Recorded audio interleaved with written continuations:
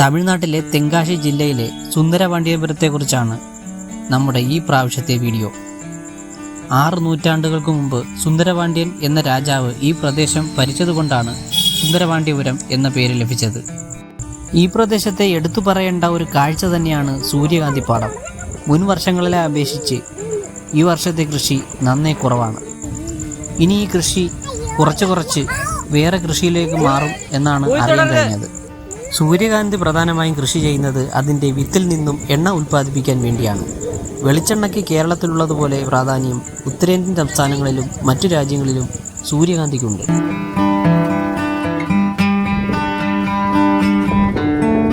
ഈ കാണുന്നത് ഉള്ളിക്കൃഷിയാണ്. ഉള്ളിക്കൃഷിയുടെ ആരംഭഘട്ടമാണ് ഈ കാണുന്നത്. ഈ കാഴ്ച കാണാൻ കേരളത്തിൽ നിന്നും എത്തുന്നവർ കൂടാതെ തദ്ദേശീയരായ ആൾക്കാരും ഈ കാഴ്ച കാണാൻ എത്തുന്നുണ്ട്.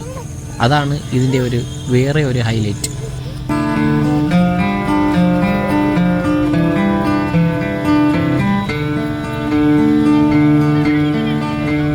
അതികഠിനമായ ചൂടായതുകൊണ്ട് അവിടെ അടുത്ത് തന്നെ ഒരു കരിമ്പിൻ ജ്യൂസിൻ്റെ കടയുമുണ്ട്.